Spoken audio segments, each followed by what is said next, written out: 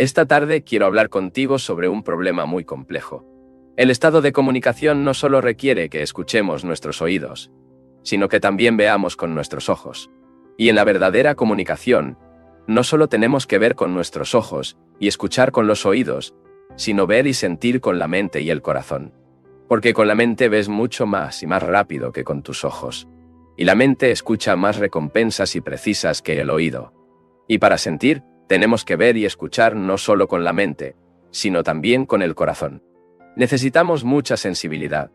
Desafortunadamente, la mayoría de nosotros hemos perdido la sensibilidad. Para el trabajo de la educación, la vida moderna, las agitaciones de cada día, la brutalidad y la desesperación de la vida, la rutina, el aburrimiento, la falta de significado de nuestra existencia. Y escucharlo y verlo requiere una precisión y nitidez extraordinarias de la mente. Requiere alta sensibilidad, no solo para la palabra, sino también para el sentimiento, la belleza de algo cierto que escuchamos. Y también requiere que la mente sea igualmente sensible cuando escuche algo que es falso o inusual. Como en su mayor parte, somos tan indiferentes y no tenemos tiempo ni paciencia para reflexionar profundamente, investigar profundamente, preferimos la forma de comunicación más fácil. Es decir, escuchar palabras, opiniones, terminologías y disputarlas, o aceptar, rechazar o aceptar lo que escuchamos. Esto es lo que generalmente hacemos. Pero cuando se trata de algo que no solo requiere que el oído preste atención, sino también que la mente y el corazón son conscientes, es necesario sensibilidad para que podamos estar en comunión sobre algo que requiere toda la atención. No hablemos de cierta cosa. La frase sobre siempre termina una idea. Habla de política, religión, un problema dado. Pero este implica una formulación de ideas sobre política, sobre un problema o problema dado. Pero cuando estamos en comunicación, en comunión, no hay sobre, no hay ideas. Nos encontramos aquí en la comunión directa, hablando, viendo y sentimientos. Y nuestra mente escuchando mucho más, sin discutir, sin aceptar ni rechazar. Cuando se acepta o rechazan, no hay comunión. Tenemos que establecer esta comunión. Y para establecerlo, no hablaremos de algo. Porque al respecto, siempre representa lo no esencial. La palabra, opinión, creencia, dogma. Pero si el hablante y los oyentes se establecieron en la comunión, podemos superar las palabras, términos especiales, opiniones e ideas, y lograr algo de la mayor importancia para ambas partes. Deseo hablar con usted. Comunicarse con usted sobre la naturaleza y el significado de la meditación. Primero, la palabra meditación evoca ciertas imágenes, ciertas reacciones agradables o desagradables. ¿Y cómo vamos a comunicarse? A medida que avanza, junto a mí, para investigar esta cosa extraordinaria llamada meditación, debe estar dispuesto a ponerlo en sabid, natural y fácilmente. Sus opiniones, sus prácticas, sus disciplinas, para comprender lo que quiero comunicarle. Una de las cosas más difíciles es que descubrimos por nosotros mismos qué es la meditación. En primer lugar, para que podamos examinar este enorme problema, debemos ser muy sensibles. No podemos acudir a él con convicciones, opiniones y juicios. Tenemos que ser sensibles. Raramente somos sensibles a la belleza, ya que, para la mayoría de nosotros, no significa nada. La belleza no es una reacción a cierto estímulo. Una persona escucha una canción y se lanza a sus ojos y lo llama hermoso. Te da el nombre de la experiencia. Es decir, es estimulado por un incidente externo, un hecho externo. Verá, por ejemplo, una escultura, una puesta de sol, una mujer hermosa o una sonrisa inocente y saludable de un niño, y siente que es hermoso. Es estimulado por lo que ves. La reacción a tal estímulo puede ser agradable y desagradable. Si es agradable, lo llamo hermoso. Pero hay una belleza que no resulta de la reacción al estímulo. Esta belleza no es una percepción simple de color, proporciones, estructura. Es difícil transmitir este sentimiento, esta percepción de belleza, en la que la mente, el corazón, los nervios y todo el organismo sensorial funcionan en perfecta coordinación. Este sentimiento no es provocado o producido por el estímulo, pero existe durante todo el día, cuando somos sensibles a todo. Para nuestras palabras, nuestros gestos, nuestro piso, el barro del camino, la suciedad y el desorden de una casa, la insipidez de la oficina, las brutales agonías del hombre. El individuo está en un estado de atención y sensibilidad. Esta alta sensibilidad pone todas las esferas de su ser, todos los huecos de su conciencia, su esencia total. Solo entonces hay la percepción de belleza no estimulada por el lago, la montaña, la poesía o el movimiento de un pájaro volando.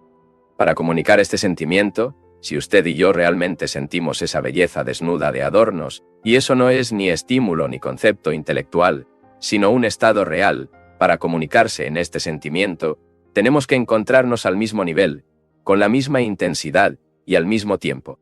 De lo contrario, no puede haber comunión. Y esta comunión es necesaria para comprender lo que investigaremos. Raramente nos encontramos en la comunión. Puede sostener la mano de su esposa, su amiga, su hijo, y no está en comunión con ellos. Pero solo en contacto físico. La comunión implica la no existencia de la separación. No me refiero a la separación física, sino mucho más que eso. La separación mental o emocional que existe en cada uno de nosotros. Porque cada uno se esfuerza por imponerse a los demás, a llenarse, ser importantes, a ser famosos. En este estado de ambición y competencia, no hay comunión. Puede haber comunicación a nivel físico, pero la comunión es algo mucho más profundo, mucho más intenso. En él, tanto lo que dices como el oyente está en contacto con algo real y no algo imaginado, dialéctico o racionalmente deducido. Ambas partes ven lo mismo, al mismo tiempo, y con la misma intensidad. Luego, se establece un estado extraordinario de relación entre el oyente y el que habla. Esto sucede muy raramente en la vida de la mayoría de nosotros. El estado de comunión es parte del tema con el que vamos a tratar. La mayoría de nosotros estamos bajo el peso de la tradición. No hay buena tradición o tradición malvada, sino tradición pura y simple. La palabra tradición significa transmisión de generación en generación. Es la transmisión, desde tiempos inmemoriales, de padre a hijo, sucesivamente, de ciertas convenciones, ideas y conceptos. Esta tradición condiciona a la mente. Es importante escuchar sus oídos, en lugar de solo escuchar sus propias opiniones, experiencias e ideas. Debes escuchar que te diga, porque eso es lo que vino aquí, es obvio. ¿Y qué estamos diciendo? No es nada irracional, loco o tonto, ya que solo estamos exponiendo los hechos. Si escucha un hecho, si realmente lo escucha con sus oídos, encontrará que este hecho produce un impacto en la mente condicionada. Este impacto es necesario. Produce el efecto necesario si lo deja actuar. Pero si comienzas a discutir diciendo que deberíamos mantener ciertas tradiciones, ¿no son necesarias? De lo contrario, seríamos esto, y aquello y ese otro. Esto discute contigo mismo y el orador te impide escuchar y, por lo tanto, el encuentro con el hecho. Su encuentro con el hecho tendrá un efecto extraordinario si realmente escucha. Sabemos qué es la tradición, la costumbre, el hábito que ha dado forma a nuestras mentes. Eso es un hecho. Esta tradición ha establecido ciertos métodos, ciertos procesos especiales, y nos hace meditar de acuerdo con ellos. Estos sistemas o métodos han sido establecidos o están siendo establecidos por personas que piensan que saben cómo meditar y tienen la intención de enseñar a otros. Son métodos basados en la tradición o experiencia de estas personas, o tomadas de algunas y otras, y coordenadas, y quieren que las personas los practiquen para lograr algo que llaman paz, Dios, verdad, dicha, etc. Por lo tanto, a través de la tradición, las personas religiosas han establecido, en todas partes, métodos para lograr ese estado que llaman paz, Dios, o alguna experiencia extraordinaria. Este es un hecho. El método, el sistema, la práctica. Ahora, presta atención. ¿Qué implican la práctica y el método? Existe un método. Entonces la ejecución o práctica de este método. Estamos examinando las dos cosas, el método y la práctica. ¿Y cuál es el método? Un sistema de ideas. Si una persona hace esto, y más otro, llegará allí. Es un procedimiento especial organizado que llevará al individuo a un determinado objetivo. El método comienza a practicarse día a día, lenta y deliberadamente, y esto requiere mucho esfuerzo.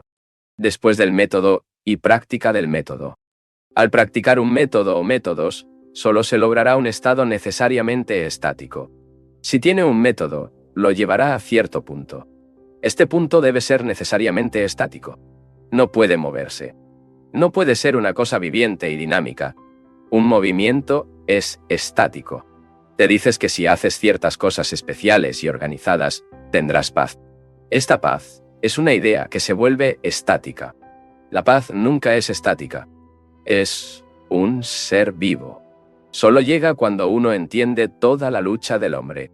No es una lucha particular dada, sino la totalidad de la existencia del hombre.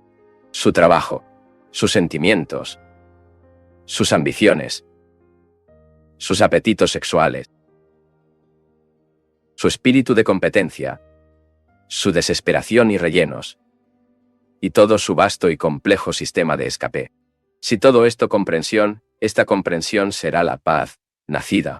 Pero si sigue un método, un sistema que le promete o garantiza la paz, esta paz será una mera idea, un concepto estático sin realidad.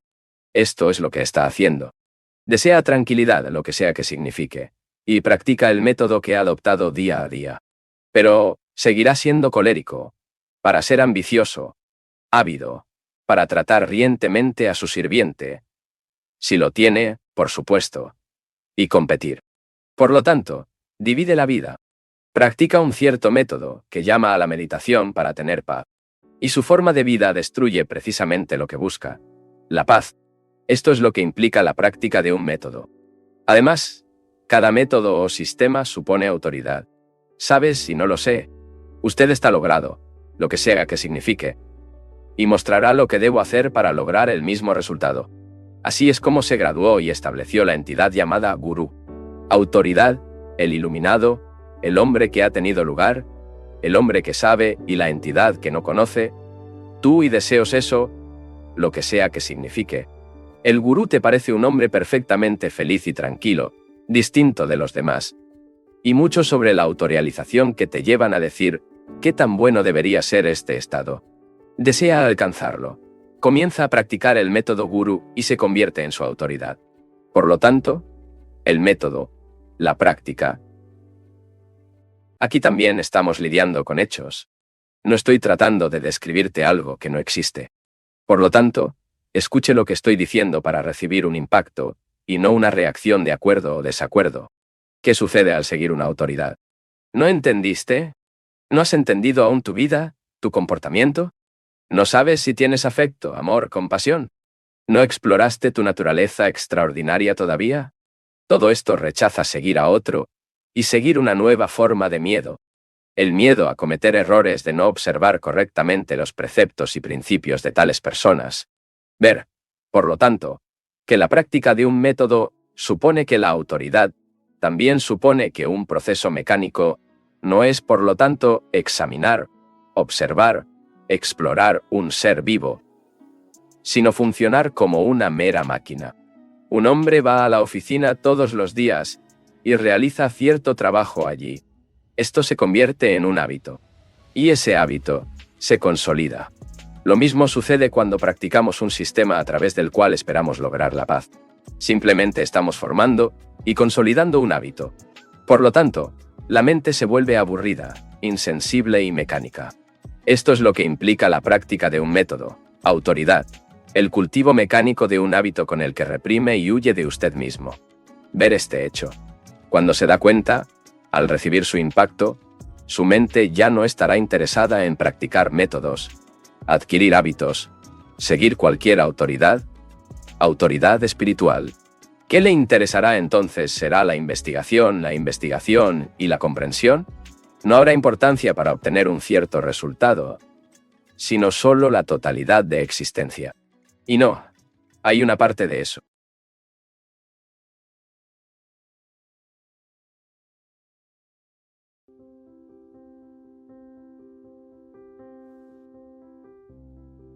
Para la mayoría de nosotros, la meditación significa oración. la repetición interminable de ciertas palabras, o asumir una determinada postura, o respirar de cierta manera. ¿Entender lo que está haciendo entonces? Está dando importancia a un acto externo, sentado bien erecto. Esto es bastante fácil, porque sentarse erguido, porque la sangre fluye más fácilmente al cerebro. Solo eso. Y cuando respira profundamente, la sangre recibe más oxígeno. Esto no es nada misterioso. Con estos actos externos, comienza la meditación. Sentarse en silencio en una habitación y practicar todos los gestos más externos que conozca bien. Pero en esto, no hay absolutamente ninguna comprensión interna. Todo es origen exterior. La meditación, por lo tanto, no es una práctica. No sigue un sistema. Cada sistema implica autoridad. La meditación, por lo tanto, no se origina en ninguna autoridad. Tampoco es una oración colectiva o individual, porque la oración implica una súplica y suplicación. Porque se siente desordenada, pide ayuda a una determinada entidad. Reduce tu vida al caos terrible y afligido. Construye esta estructura social, este entorno que está destruyendo a los humanos. Entonces es responsable de su codicia, de sus actividades, de su ambición. Estos factores crearon la sociedad en la que todos los seres humanos están enredados. Es responsable y, por lo tanto, es inútil pedir ayuda a cualquier persona. Esta solicitud de alivio es un escape. Las oraciones están hechas para la paz en Europa, Estados Unidos, en este país, en todas partes, menos en Rusia comunista, porque no está rezando allí. Para tener paz, debes vivir pacíficamente. Es decir, sin ambición, sin competencia, sin nacionalismo, sin divisiones de clase, ni las divisiones despreciables de raza, país, idioma. Para vivir en paz debes estar en paz contigo. Y si no puedes estar en paz contigo mismo, es inútil rezar por la paz, porque todo lo que hace genera desorden y conflicto. La meditación, por lo tanto, no es la oración, no es repetición de palabras. Una de las cosas más extraordinarias son las ideas fantásticas que la palabra mantra sugiere a la gente pronuncia una palabra. ¿Qué sucede al repetir los tiempos una serie de palabras en inglés, sánscrito, latín o cualquier otro idioma? Tu mente gradualmente se calla, gradualmente aburrido y luego piensa en tener, después de todo, su mente en silencio. La meditación, por lo tanto, no es la oración, no es repetición de palabras, no es la práctica de un método o sistema particular bajo los auspicios de una cierta autoridad. Si prestas atención a este hecho, nunca recurrirás a estas cosas, ya que luego será completamente responsable contigo mismo. Por lo tanto, no tendrá un gurú y no dependerá de nadie, ni de este orador. Luego responderá por todo lo que haces. Es por eso que debe tener abundante autoconocimiento, enriquecerte del conocimiento de ti mismo, ya que esta es la única base de la que puede irse. Y para la mayoría de nosotros, esto es muy difícil el autoconocimiento, que preferimos tomar una píldora, con la esperanza de que todo salga bien y que obtengamos algo a cambio de nada. Y así practica y realiza muchas cosas sin importancia, porque no sabe cómo observar. Por lo tanto, debes conocerte a ti mismo. No es el ser superior Atman, el Dios. Todo esto son teorías y absurdos inventados por ciertas personas. No son hechos. Repite puro. Y simplemente por mera tradición. Por lo tanto, para encontrar a Dios, uno debe limitar la autoridad de la tradición. Conocerse a ti mismo es estar atento. No dé ningún sentido místico a las palabras para que sean vigilantes. Simplemente es consciente de esos cuervos del ruido que están haciendo. Escucha, por favor. Es consciente de la luz que ilumina el cielo. Conius del tronco oscuro de la manguera. Conius de la palmera. Conius de su vecino de la silla. Su color. Sus disfraces. Consentimiento simplemente. Sin condenar. Sin comparar. Sin decir que es bueno. Y que es malvado. Sin explicar.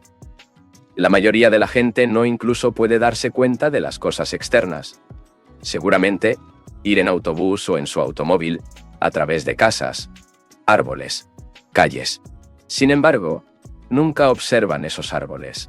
Nunca se dieron cuenta de ellos, los contornos de las casas, el número de pisos de un edificio de apartamentos. Nunca es consciente del árbol, la flor, el niño que pasa. Permanece vigilante externamente, sin comparar, sin juzgar, sin evaluar. Y luego pasa esta percepción por dentro. Escucha, por favor, haz lo que estoy diciendo. No pienses en hacerlo, hazlo realmente ahora. Es decir, para ser consciente de los árboles, la palmera, el cielo, escuchar el aplastamiento de los cuervos, ver la luz que baña la hoja, el color del sari, la cara y el paso adentro. Cualquiera puede observar y no ser consciente de ninguna elección de cosas externas. Es muy fácil. Pero pasar adentro y ser consciente, sin condena, sin justificación o comparación, es más difícil. Sea consciente de lo que está sucediendo en usted, sus creencias, sus miedos, sus dogmas, sus esperanzas, sus frustraciones, sus ambiciones, etc. Luego comienza a revelar lo consciente y el inconsciente. No hay que hacer nada. Solo sé consciente. Eso solo tiene que hacer. Sin condenar, sin forzar, sin tratar de cambiar lo que te das cuenta. Verá que esto es como la marea que entra. No puede evitar que la marea ingrese. Puedes oponte a una pared, hacer lo que quieras y vendrá con una energía tremenda. Idénticamente, si es consciente, esto solo te hará difícil y extremo. Es decir, siga el movimiento de cada pensamiento, cada sentimiento, de cada deseo secreto. Difícil porque se resiste. Porque dice, así que comience con el exterior y pase adentro. Luego verá a medida que pasa adentro, que el interior y el exterior no son dos cosas diferentes. Esa percepción externa no difiere de la percepción interna, que ambos son lo mismo. También te darás cuenta de que estás viviendo en el pasado, y que no hay una sola vez en la que realmente estás viviendo. El momento real, el momento presente. Vives en el pasado. Las cosas que sentía, que era, talentosa, buena, malvada, recuerdos y memoria. Por lo tanto, debe comprender la memoria y no rechazarla, reprimirla y evitarla. Un hombre que hizo un voto del celibato busca preservar la memoria de este voto. Pero si alguna vez se olvida, se siente pecaminoso. Este sentimiento de pecado, culpa, ahoga su vida. Si comienzas a observar todo lo que te rodea, te volverás muy sensible. Por lo tanto, si escucha y percibe no solo el mundo externo, los signos externos, sino también la mente interior que se ve y se siente, verá que en esta percepción sin opción no hay esfuerzo. Y realmente, importa entender eso. Esta es la última conferencia de este año. Bueno, al menos en Bombay. En cada siglo pasados, el hombre siempre ha buscado la paz, la libertad, un estado de dicha que llama a Dios. Ha buscado bajo varios nombres, en diferentes períodos de la historia. Parece, sin embargo, que solo muy pocos han encontrado que el estado interno de la paz y la libertad suprema. El estado que el hombre llamó a Dios. Esto se ha convertido, en los tiempos modernos, muy poco importantes. Empleamos la palabra Dios con muy poca importancia. Siempre estamos buscando un estado bendecido. Un estado de paz y libertad fuera de este mundo. En muchos sentidos, huyamos del mundo en busca de algo que sea permanente, que nos da asilo y salvación, para darnos una profunda paz interior. La creencia o no la creencia en Dios depende de las influencias mentales, tradicionales y climáticas. Para encontrar ese estado de dicha, libertad, paz infinita, vivos, debemos entender por qué no podemos enfrentar un hecho, transformarlo y, por lo tanto, superarlo. Esta tarde quiero hablar, o más bien investigar en la comunión con usted, porque la razón por la que siempre damos tanta importancia a la idea y no a la acción. Aunque ya hemos hablado de esto de muchas maneras y en diferentes ocasiones, también aquí en Bombaim, durante estas conferencias, deseo considerarlo de una manera nueva. Porque, en mi opinión, somos completos y totalmente responsables de la sociedad en la que vivimos. Por toda la angustia, la confusión y la brutalidad de la existencia moderna.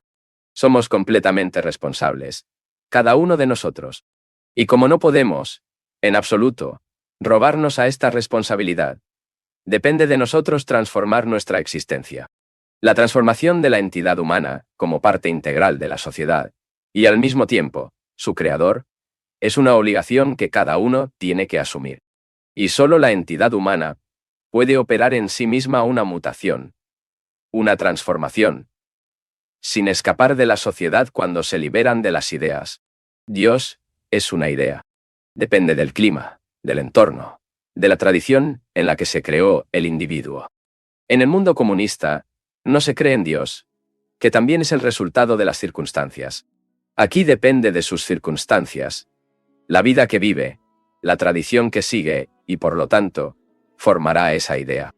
Dios cumple con el individuo para liberarse de estas circunstancias y de la sociedad, porque solo entonces, en la libertad, la entidad humana tiene la posibilidad de descubrir lo que es cierto.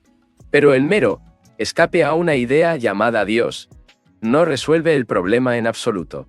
Dios, o cualquier otro nombre, es una invención ingeniosa del hombre, que enmascaramos con incienso, rituales, varias formas de creencias y dogmas que separan a los hombres en católicos, hindúes, musulmanes, budistas. Esta es la estructura ingeniosa erigida por el hombre. Y el mismo hombre, su inventor, está encarcelado en él. Sin comprender el mundo actual, el mundo en el que vive, este mundo de agonías, confusión, sufrimiento, ansiedad, desesperación, aflicción, soledad total y el sentimiento de inútil absoluta de la vida. Si no comprende todo esto, la mera adquisición de ideas y más ideas, por satisfactorias, no tendrá valor. Es muy importante entender por qué creamos o formulamos una idea. ¿Por qué la mente formula una idea? Por formulación entiendo toda la estructura de ideas filosóficas o racionalistas, humanistas o materialistas. La idea es el pensamiento organizado. Y sobre la base de este pensamiento organizado, esta creencia, esta idea, el hombre vive. Esto es lo que todos hacemos, religiosos o no religiosos. Considera que es importante determinar por qué los seres humanos a través de años han dado tanta importancia a las ideas. ¿Por qué formulamos ideas? ¿Cómo no es posible actuar sin la idea? Siempre actuar. Si nos observamos, podemos ver que formamos ideas cuando no hay atención. Cuando estamos completamente activos, y esto requiere una atención completa, no hay idea en absoluto. Simplemente estamos en actividad. Déjame sugerirte eso. Esta tarde, solo escucha. Nada acepta o rechaza. No levante las barreras al escuchar con sus pensamientos, creencias, contradicciones, etc. Escucha simplemente. No tenemos la intención de convencerte de nada. No queremos aceptarlos para aceptar una idea dada, estándar o forma de actuar. Solo estamos exponiendo hechos, sin tener en cuenta si les gustan o no les gusta. Lo importante es aprender sobre el hecho. Aprender significa escuchar por completo, observar completamente. Si escuchas el ruido de los cuervos, no te escuches mezclar con tus propios ruidos, sus miedos, pensamientos, sus ideas y sus opiniones. Luego verá que no habrá idea, que realmente escuchará. De la misma manera que deberías escuchar, esta tarde, escuchando simplemente, tanto consciente como inconscientemente, lo que quizás sea mucho más importante. Casi todos estamos sujetos a influencia. Podemos rechazar las influencias conscientes, pero mucho más difícil es rechazar influencias inconscientes. Cuando escuchas la forma en que nos referimos, esta escucha ya no es consciente o inconsciente. Si es, entonces, completamente atento. Y la atención no es mía o tuya, no es nacionalista, ni religiosa, ni divisible. Entonces, cuando escuchas por completo, no hay idea. Solo está el estado de escucha. En general, esto es lo que hacemos cuando estamos escuchando o mirando algo que tiene una cierta belleza. Buena música. El espectáculo de una montaña. The Twilight Light. Sus reflejos en el agua o en una nube. No hay, en este estado de atención, en este estado de escucha, para ver. No tengo idea. Si puede escuchar de esta manera, con esta facilidad, esta atención descuidada, puede darse cuenta de lo importante que es importante el tema de la idea y la acción. Como dije, formulamos ideas cuando hay falta de atención. Creamos o concibimos ideas cuando estas ideas nos dan seguridad, una sensación de certeza. Este deseo de certeza, este deseo de seguridad genera ideas. En aquellas ideas buscamos refugio y, por lo tanto, no hay acción. Y todavía creamos y formulamos ideas cuando no entendemos completamente qué es el hecho. Las ideas, por lo tanto, nos hacen mucho más importantes que el hecho. Para descubrir realmente el hecho, si hay Dios, si no hay Dios, las ideas no significan nada. No importa si crees o no crees. Si es ateo o ateo, no expresa nada. Para el descubrimiento necesita toda su energía completa y total. Energía sin mácula, sin rasguños, sin tendencias, ni corrupción. Por lo tanto, para entender, para averiguar si existe esta realidad que el hombre ha estado buscando durante millones de años, si necesita energía. Energía integral, incompleta y no contaminada. Y para crear esta energía, necesitamos comprender el esfuerzo,